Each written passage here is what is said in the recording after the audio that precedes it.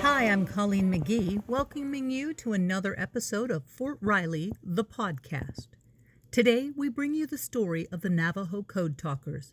The idea of using American Indians who were fluent in both their tribal language and English was first put to the test in World War I with the Choctaw Telephone Squad.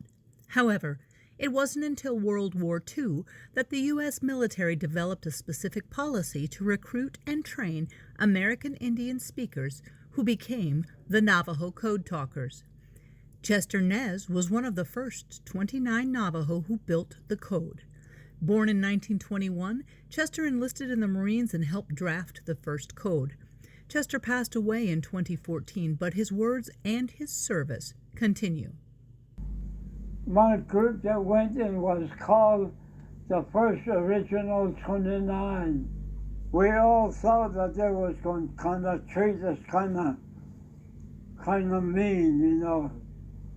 But I'll tell you that when we got to San Diego, as the code talkers, these other Marines, they sure treat us pretty good, 100%. They liked all the Indians coming in and take part in World War II. Roy Hawthorne dropped out of high school at the age of 17 to join the Marines. His goal was not the job he ended up with. Waiting, very fascinating, and I wanted to be a submariner. But when I got to the induction station, I was informed that the federal government had passed legislation which required all Navajo males from that point until the duration of the war be enlisted or inducted into the Marine Corps. And so that's what happened. And very early on, when you're dealing with military things, you learn that you don't ask why. And so I didn't ask why. It wouldn't have done any good if I did ask why, because the why part was kept secret. I mean, it was classified.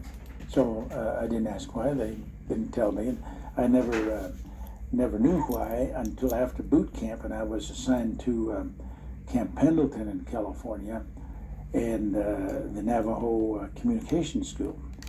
And then nobody had to tell me why, because that's what we were doing. Hawthorne was discharged from the Marine Corps after the war, but less than 2 years later he decided to join the Army.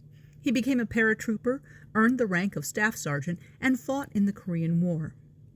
A wound to his leg during the Chinese Spring Offensive of 1951 from a mortar round amputated his right leg at the knee. But he persevered and stayed in the Army for several more years after the Korean War ended. Hawthorne went on to earn a Ph.D. and to serve in ministry as a pastor. He died at the age of 82 in 2018.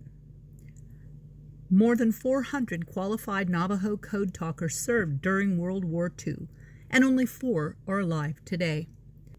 The code they developed and used was credited as being an instrumental part of the Allied victory during World War II.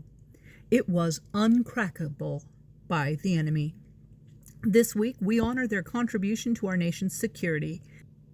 November 26th is Native American Heritage Day, and as a nation, we owe you much. Thank you for your service. This has been Fort Riley, the podcast.